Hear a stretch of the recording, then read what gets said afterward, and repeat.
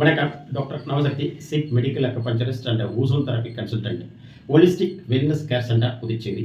இந்த patient review தான் பார்க்க போகிறோம். So disc bulge along with சயாட்டிக்காவனால் பாதிக்கப்பட்ட பேஷண்ட்டு.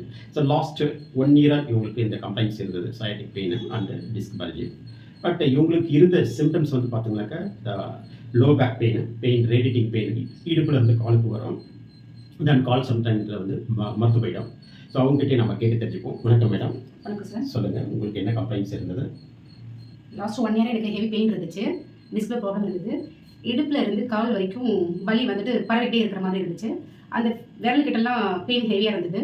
அப்புறம் மருத்து போகிற ஒரு 10 டேஸ் உட்கார்ந்தாலே பெயின் வந்துட்டு இருக்கும், ஜாஸ்தி இருக்கும், மருத்து போகும். அப்புறம் சார் வந்துட்டு ஹோலிஸ்டிக் வெல்னஸ் கேர் சென்டரில் வந்துட்டு நான் ட்ரீட்மெண்ட் எடுக்கலான்னு வந்தேன். நவசக்தி சார் பற்றி நிறைய சொல்லியிருந்தாங்க ஃப்ரெண்ட் சர்க்கிளில். சரி நம்ம போய் பார்ப்போம் அப்படின்ட்டு வந்தேன். வந்து ஒரு ஃபஸ்ட்டு டே வந்து ட்ரீட்மெண்ட் எடுத்துட்டேன். அன்றைக்கே ஓகே பரவாயில்ல அப்படிங்கிற ஃபீல் அன்றைக்கி ஃபஸ்ட்டு டேவே வந்துடுச்சு.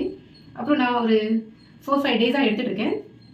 இப்போ கம்ப்ளீட்டாக க்யூர் ஆன ஃபீல் வந்திருக்கு. சார் வந்து டோசேஜ் வந்து ஒரு 21 டேஸ்க்கு வந்துட்டு அதை கம்ப்ளீட் பண்ணணும்னு சொல்லியிருக்காங்க. ஸோ அதுக்காக ட்ரீட்மெண்ட் எடுத்துக்கலாம் அப்படின்னு வந்திருக்கேன். இதுக்கும் முன்னாடி 2005 வந்துட்டு எங்கள் பாப்பா வந்து ஒபியா இருந்தா. அவளுக்கு வந்துட்டு யோகா சார் தான் வந்துட்டு கற்றுக் கொடுத்தாங்க. இப்போ நல்லா பண்ணிகிட்டு இருக்காங்க. இப்போ ஆளும் பார்க்க நல்லா ஃபிட்டாக இருக்காங்க பாப்பா. இப்போ வந்து அவங்க மாஸ்டர் டிகிரி பண்ணிட்டு இருக்காங்க. சாருக்கு ஞாபகம் இருக்கான்னு தெரியல சார், நான் இப்போ தான் சொல்கிறேன் சார்கிட்ட.